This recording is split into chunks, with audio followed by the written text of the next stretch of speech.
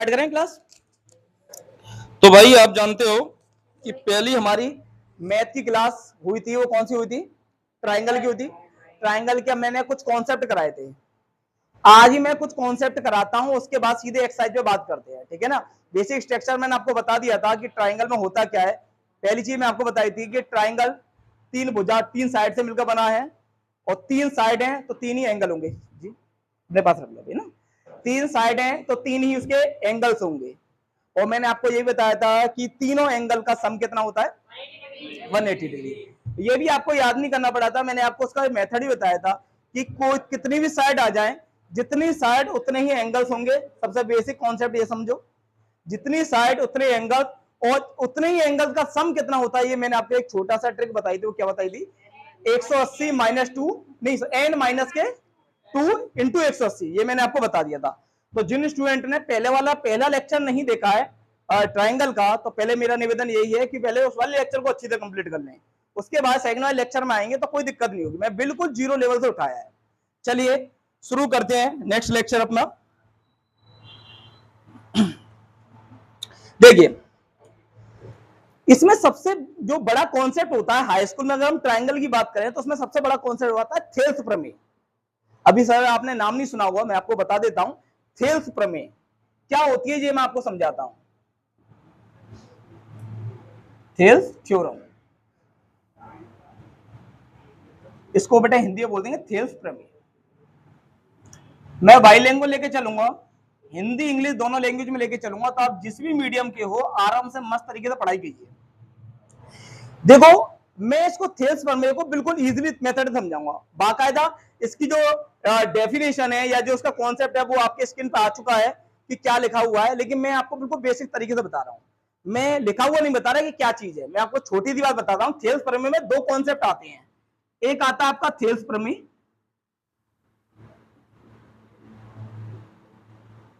और दूसरा कॉन्सेप्ट आता है इनवर्स थेल्स प्रमेय।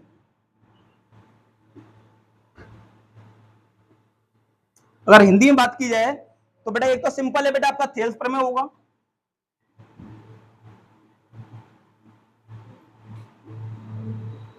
ठीक है डियर माय स्टूडेंट। और एक क्या हो, इनवर्स थेल्स थ्योरम, मतलब हम इनवर्स का मतलब क्या होता है? उल्टा। इनवर्स का मतलब क्या होता है? उल्टा। ठीक है, जैसे कि मैंने आपको बताया कि ये और ये, आप दोनों चीजों को देखो। अगर ये सीधा है तो ये उल्टा है उसके सापेक्ष, अगर ये तुम सीधा मानो तो ये उल्टा है। तो हम इसको बोल सकते हैं इनवर्स थेल्स प्रमेय को हिंदी में क्या बोलेंगे? और क्या? नहीं नहीं नहीं नहीं, चलो मैं भी इसकी हिंदी बताता हूं। मैं व्युत्पन्न इनवर्स थेल्स प्रमेय थ्योरम, चलो मैं बताता हूं इसकी हिंदी क्या हो जाएगी।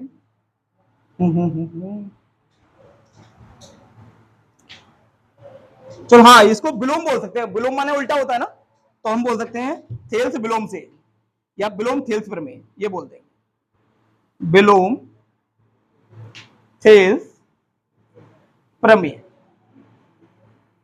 सर ये क्या चीज है? मैं एक सिंपल वाली बात बताता हूं बेटा, कि अगर हम 1+3 करते हैं डियर माय स्टूडेंट तो कितना होता है?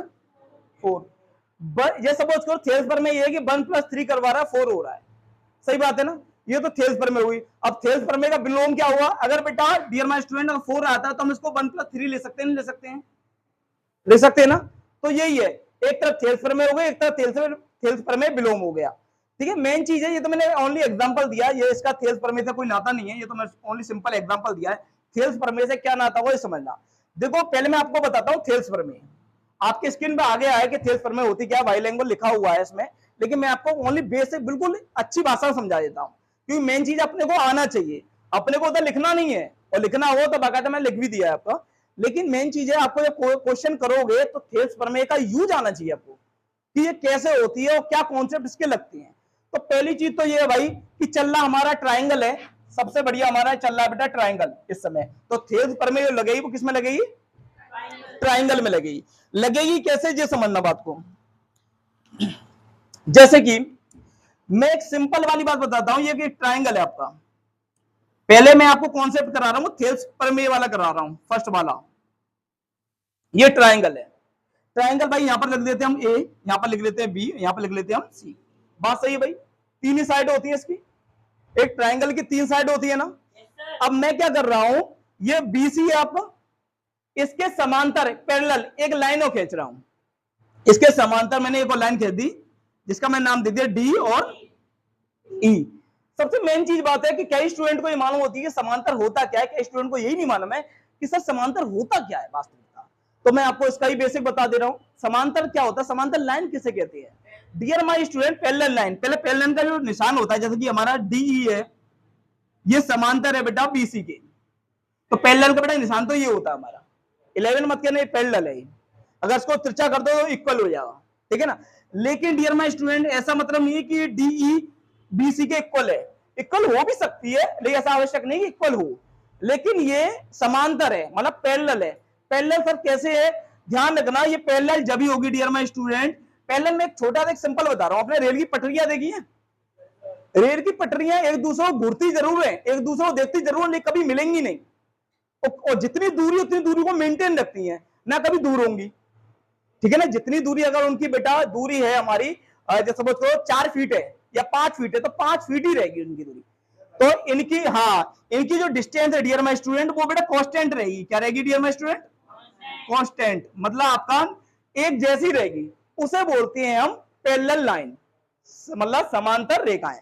समांतर रेखाएं क्या होती है, ऐसी दो रेखाएं जो आपस में देख सकती हैं एक दूसरे को, लेकिन कभी ना तो वो मिलेंगी ना कभी उससे दूर होंगी, जितनी दूरी उतनी दूरी बनाए रखेंगी, उन्हें बोलते हैं बेटा समांतर लाइन।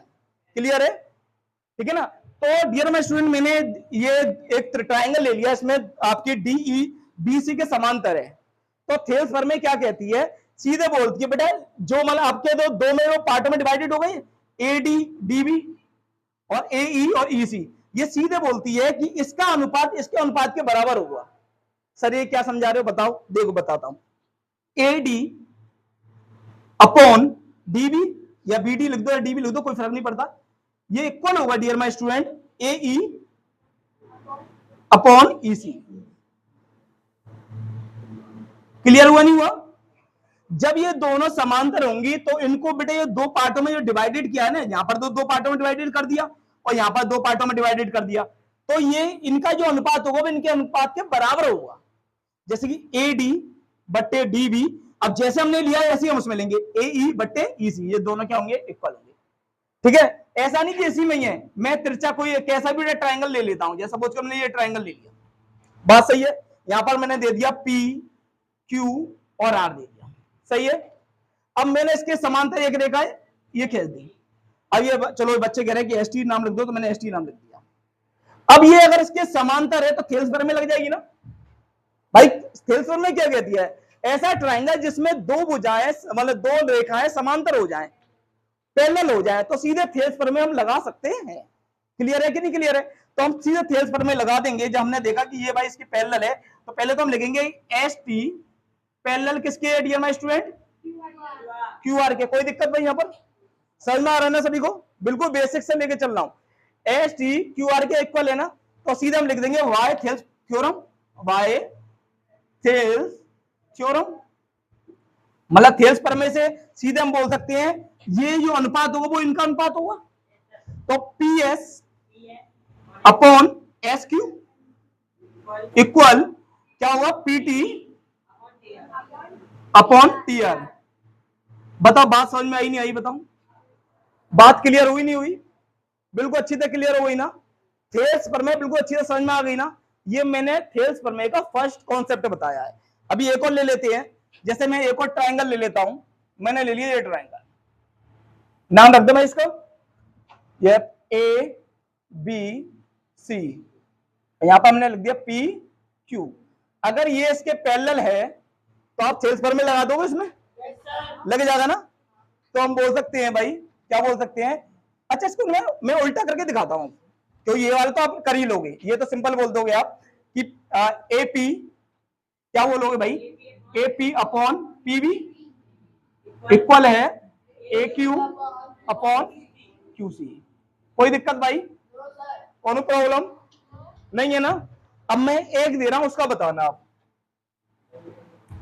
मैं दे देता हूं आपको इस तरीके का, ठीक है, ये ट्राइंगल दे दिया, इसका नाम दे दिया मैंने ए, या यहां से नाम दे दो, कहीं से भी नाम दे दो, उसके बाद ए बी सी, और इसके पैरेलल एक लाइन खींच दी मैंने डी ई, ये पैरेलल कर दी। बात सही है ना? अब थेल्स थ्योरम क्या कहती है, अगर ये इसके पैरेलल है तो ये थेल्स थ्योरम लग जाएगी ना। हम बोलेंगे पहले तो ए बी पैरेलल है डी के, तो बाय थेल्स थ्योरम, तो सीधे हम बोल देंगे। अब ऐसा नहीं है कि आप सी डी डी बट्टे डी ए लिखो, आप डायरेक्टली ऐसे भी लिख सकते हो कि A D upon D C equal, अब जैसे हमने ये लिया है, ध्यान रखना, गलती स्टूडेंट कहां करता है, इसको उल्टा ले लेगा, इसको सीधा ले लेगा, नहीं, जैसे ले रहे हो वैसे ही लेना सेकंड वाला भी, क्योंकि रेशियो जब ही इक्वल होगा, हाँ वैसे इक्वल वाला लेना है। सही है नहीं सही है? तो हमने ये ऐसे लिया ना बच्चे, तो हम ऐसे लेंगे बी ई अपॉन ई सी। बात समझ में आया नहीं आया? पूरा अच्छी से समझ में आ गया ना? हाँ, अगर हम सी अच्छा ई सी की या सी ई करें, हाँ कोई दिक्कत नहीं है, क्योंकि हम जानते हैं कि 2 × 3 लिखो या 3 × 2 लिखो, आंसर आने वाला 6 है ना, कुछ फर्क नहीं पड़ेगा, चीज वही है। लेकिन अगर ई सी आ रहा है और आपने ई भी लिख दिया तो गलत लिख दोगे। बात सही है? Are you clear student? समझ में आ गया ना? इसका एक बार स्क्रीनशॉट ले लीजिए आप।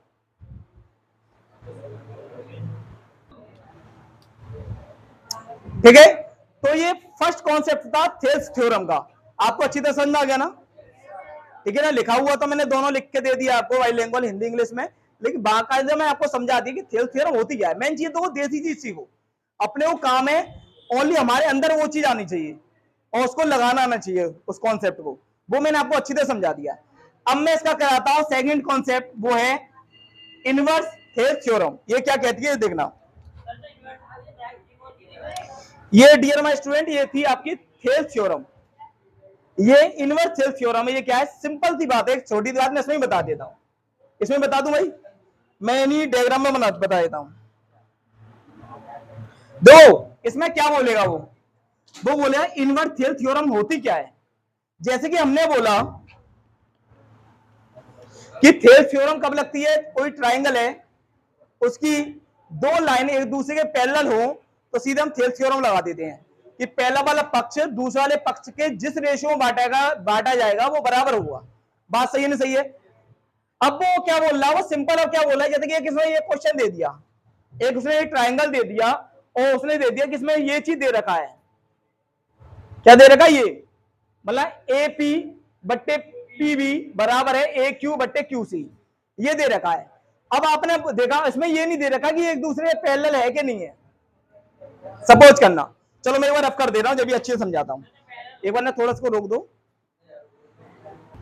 चलिए अब इसका सेकंड कॉन्सेप्ट बताते हैं हम, जो मैंने आपको बताया था इनवर्स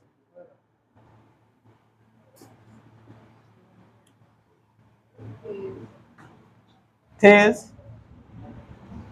थ्योरम।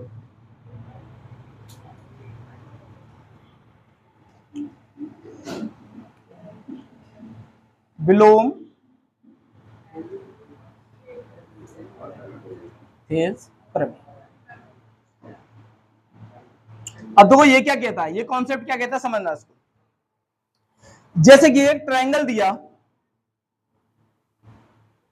लो क्या स्टूडेंट को ये दिक्कत आती है सर पहला ट्रायंगल कौन सा नोट करें, तो भाई फर्स्ट ट्रायंगल भाई मैं ये वाला नोट कर रहा हूं, आप पेन और पेपर लेके बैठो, अच्छी तरीके से अपनी कॉपी को लेके बैठो, संग नोट करते चलो।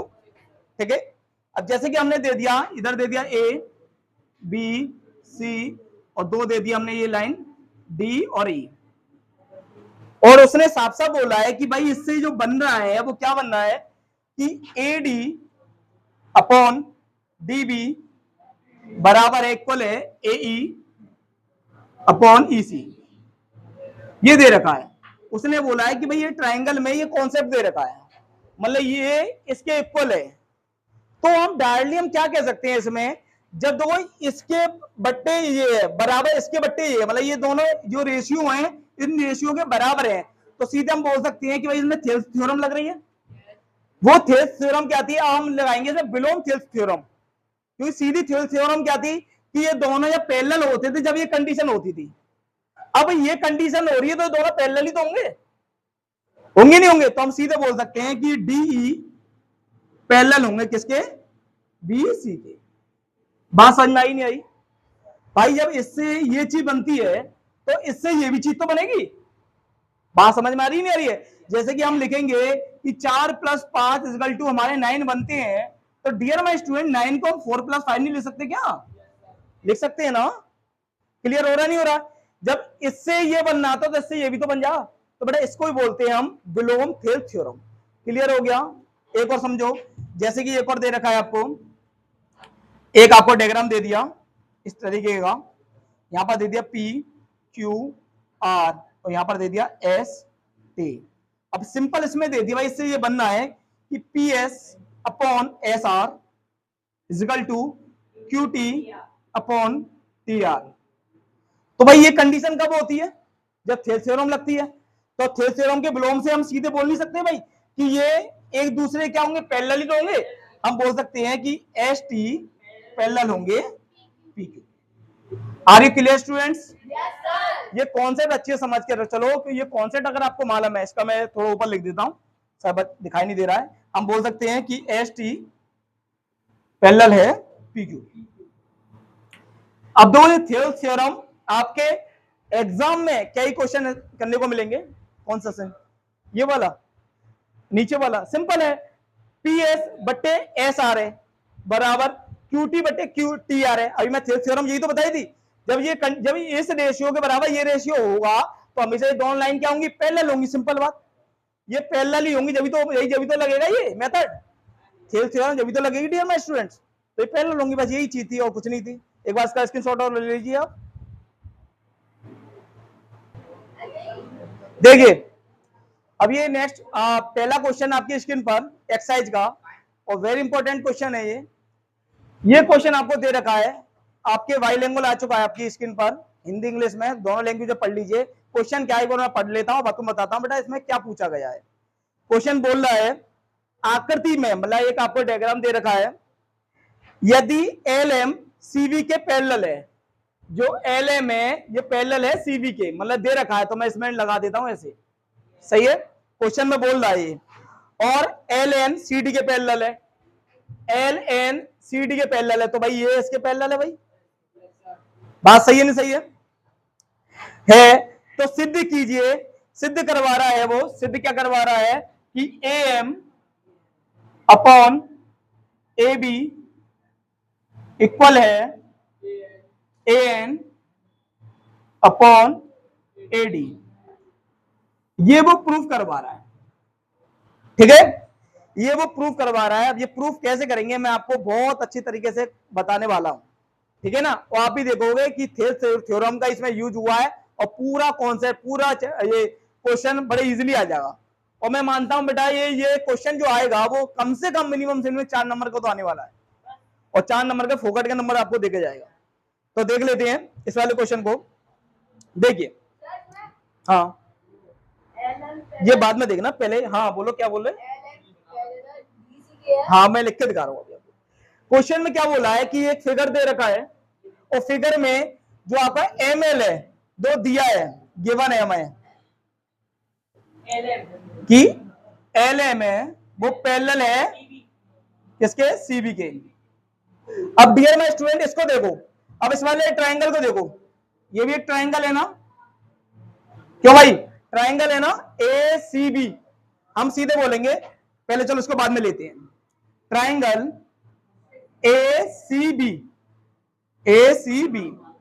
में, ठीक है ना? क्या दे रखा है कि ML पैरेलल है किसके? BC के। जब इस ट्राइंगल में जब ये एक दूसरे पैरेलल है तो थ्योरम लग जाएगी ना? तो लिखोगे आप कि बाय थेल्स थ्योरम,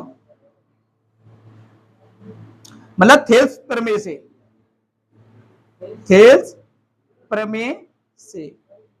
ये विलोम वाली क्यों नहीं लगी? सब विलोम वाली नहीं है। विलोम वाली जब आती है जब दो पैरेलल दिए नहीं होते, रेशियो दे रखे होते हैं, तो हम पैरेलल बताते हैं, और पैरेलल दे रखा है, ठीक है ना?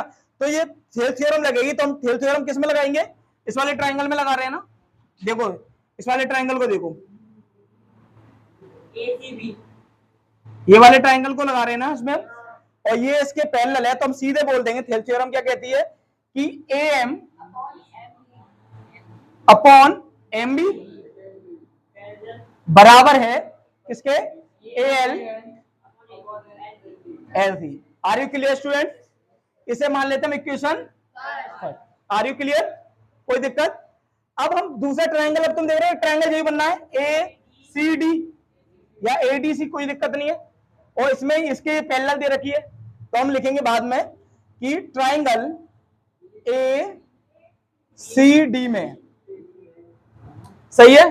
अब इसमें पैरेलल क्या है, LN पैरेलल है किसके, DC के, सही है नहीं सही है?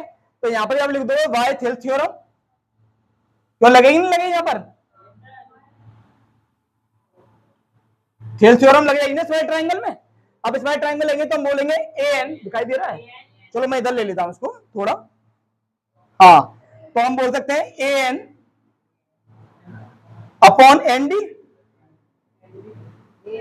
बराबर AL बट्टे LC। Are you clear students? इसे समीकरण क्या मान लेंगे, हमने दोनों डायग्राम ले लिए ना, मतलब दोनों इसके ट्रायंगल ले लिए, दोनों में थेल्स थ्योरम लगा दी। अब इसमें फर्स्ट वाले और सेकंड वाले में एक चीज देखो आप, AL बट्टे LC, AL बट्टे LC दोनों में है ना, तो ये एक दूसरे के, ये दोनों बराबर है ना, तो भाई जाहिर सी बात है ये भी तो एक दूसरे के बराबर होंगे। तो हम ले सकते हैं समीकरण फर्स्ट और समीकरण सेकंड को सॉल्व करने पर हम लिखेंगे समीकरण फर्स्ट और second from first and second, ठीक है ना, दोनों इक्वेशन को ले लेते हैं। तो हम देखेंगे ये और ये में AL बट्टे LC, AL बट्टे LC ये दोनों बराबर है ना, तो भाई ये और ये इसके बराबर होगा नहीं होगा, तो हम बोल सकते हैं कि AN अपॉन ND इक्वल होगा किसके, AM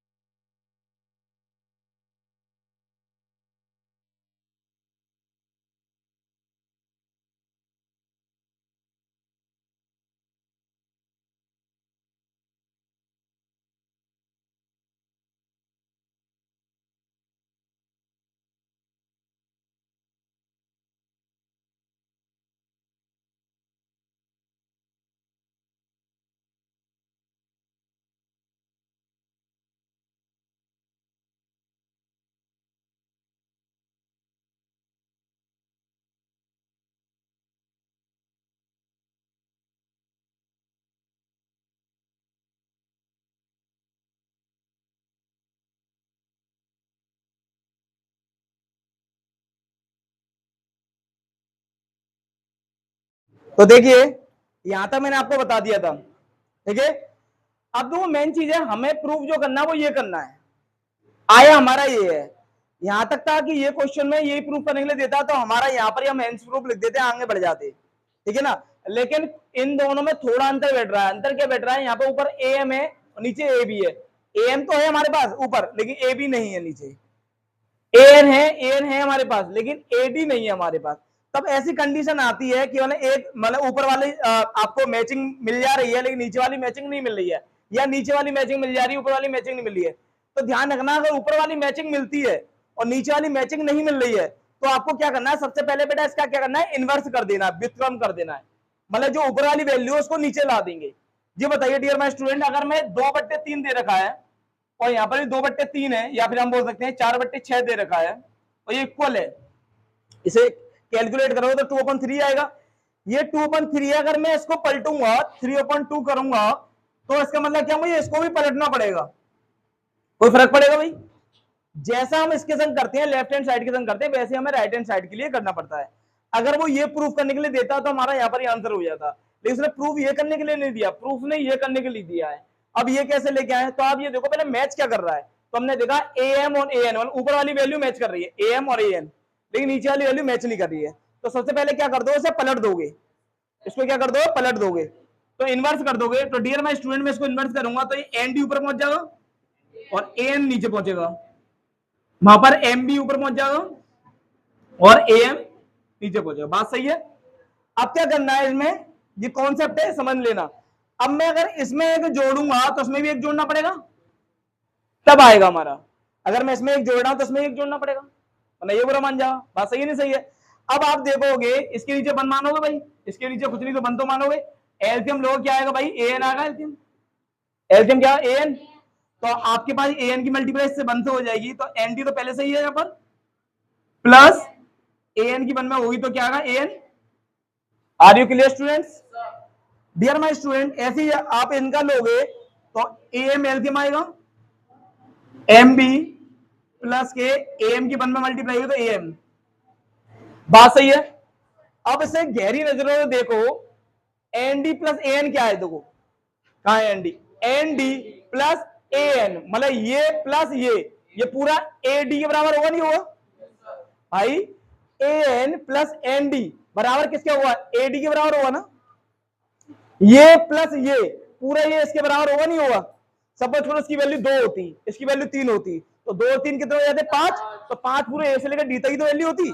तो बेटा से देखो, N D plus A N, N D हमारा ये रहा इतना हिस्सा और ए एन हमारा ये हिस्सा, ये दोनों को जोड़ देंगे तो ए डी की वैल्यू बराबर आ जाएगा। तो मैं इसके क्या रख सकता हूँ, ए डी रख सकता हूँ, रख सकता हूँ, रख सकता हूँ। अपॉन नीचे ए एन हमारे पास यही है, कोई दिक्कत वाली बात नहीं है, बराबर M B plus A M. देखो M B plus A M, M B plus A M ये किसके बराबर होगा, पूरा ए बी के बराबर होगा। तो मैं इसके क्या रख सकता हूं, A B upon A M. अब क्या आ रहा है, आ तो रहा है, लेकिन क्या हो रहा है, पलट के आ रहा है ना, पलट के आ रहा है कि तो ए एन बटे ए डी है, यहाँ पर ए डी बटे ए एन है, पलट दो कोई दिक्कत नहीं है।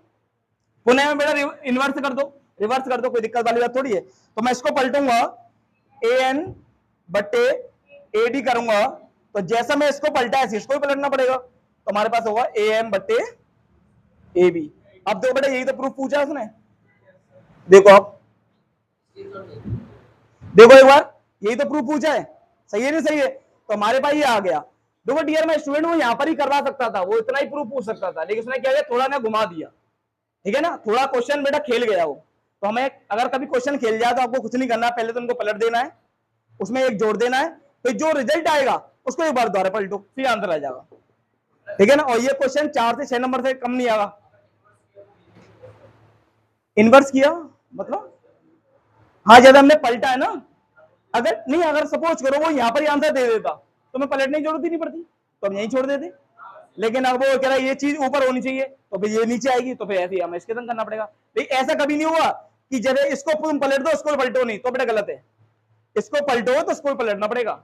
इसमें 4 की मल्टीप्लाई करिए तो उसमें भी 4 की मल्टीप्लाई करनी पड़ेगी, इसमें 8 का डिवाइड दिया तो उसमें भी 8 का डिवाइड देना पड़ेगा। बात सही नहीं सही है?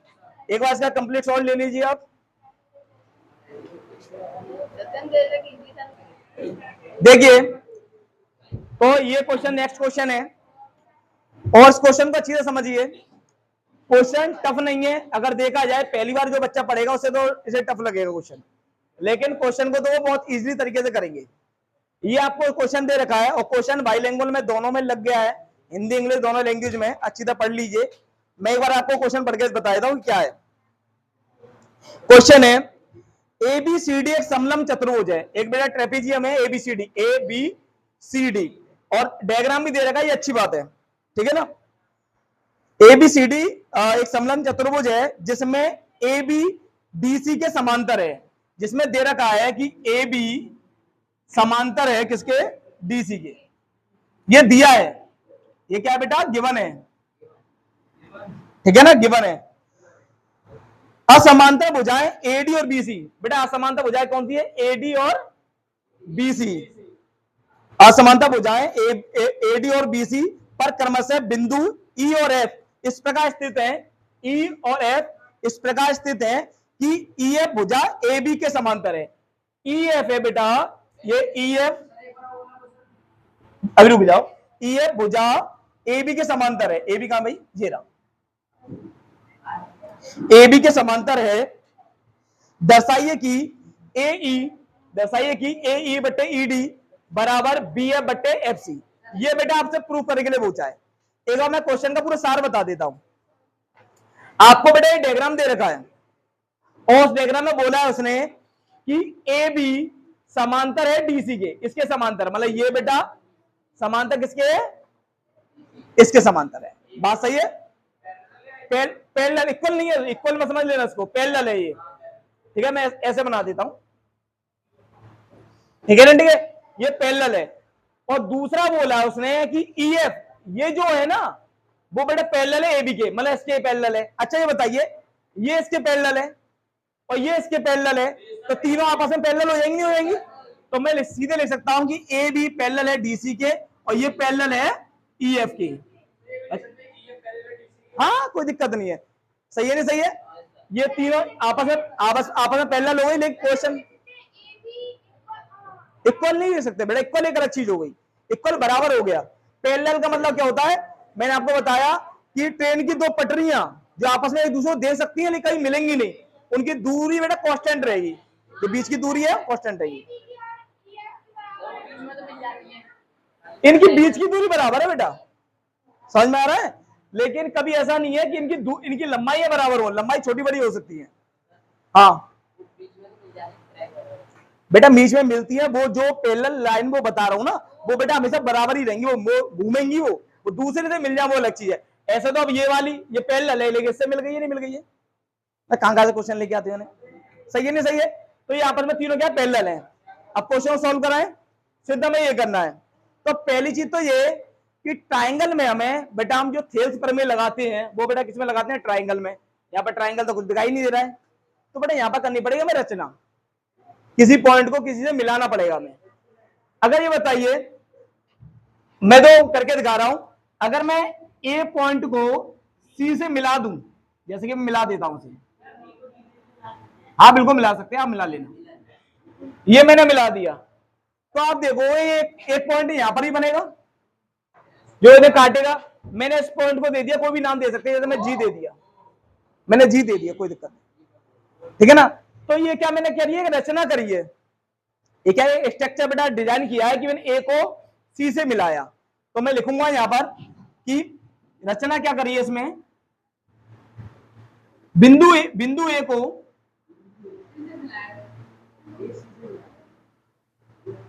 को बिंदु सी से मिलाया,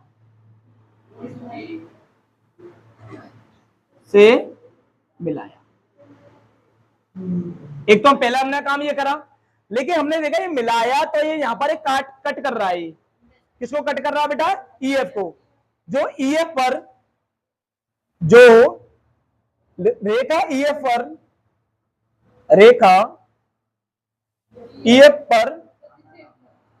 G पॉइंट पर प्रतिच्छेद करता है, जी पॉइंट माना ना हमसे, G बिंदु पर मतलब बाइसेक्ट करता है, प्रतिच्छेद मतलब बाइसेक्ट अलग हो गया, इंटरसेक्ट करता है, जी बिंदु पर प्रतिच्छेद करता है।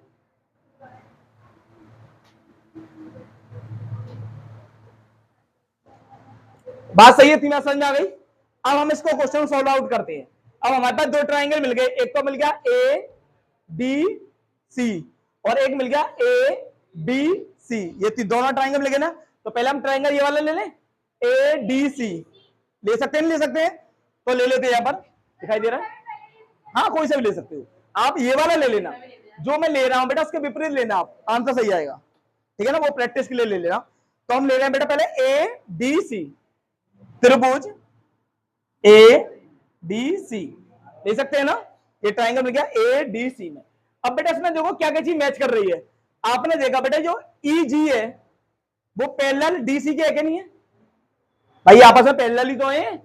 पैरेलल का मतलब इक्वल नहीं होता, पैरेलल का मतलब होता है बीच की दूरी समान रहे। हाँ बोलो, क्या कुछ पूछ रहे थे? हाँ है? अच्छा इंग्लिश में, चलो मैं लिखा दूंगा। बेटा आप देख रहे हो हमने ट्राइंगल लिया है, इन ट्राइंगल ADC, हमने ट्राइंगल लिया ADC, बात सही है। अब इसमें हमने देखा कि जो EG है ये पैरेलल किसके है, DC के है ना, तो हम बोल सकते हैं EG पैरेलल है किसके, DC के। Are you clear? EG parallel है DC के। अब जब एक ट्राइंगल में दो लाइन पैरेलल हो जाती है तो हम थेल्स प्रमेय लगा सकते हैं, बिल्कुल लगा सकते हैं ना। तो हम बोल सकते हैं बेटा बाय थेल्स प्रमेय से, हम इसमें थेल्स प्रमेय लगा सकते हैं ना। ये EG पैरेलल है DC के,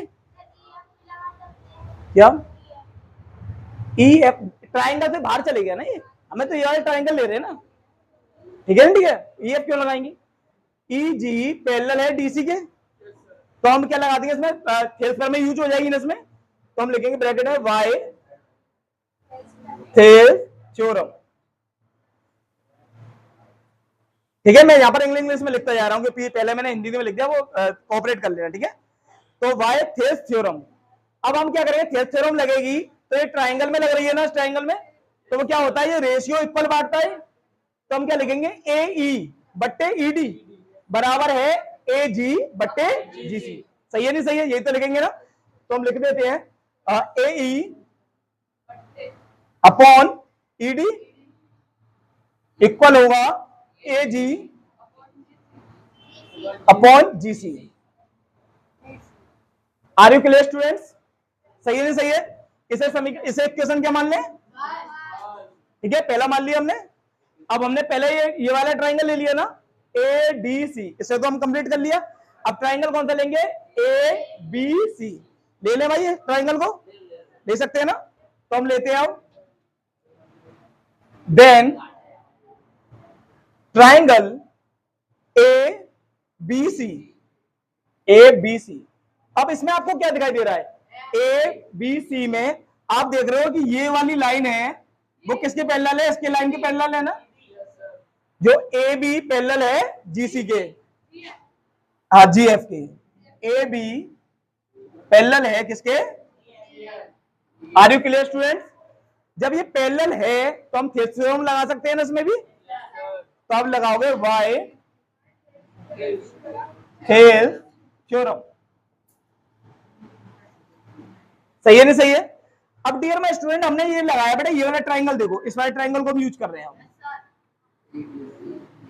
जिसमें ये पैरेलल इसके है, तो मैं थेल्स थ्योरम लगा सकता हूं, तो मैं क्या लिखूंगा, ए जी बट्टे जी सी, ए जी बट्टे जी सी, ये इक्वल किसके हुआ, बी एफ बट्टे एफ सी, सेम लेना पड़ेगा ना, बी एफ बट्टे एफ सी।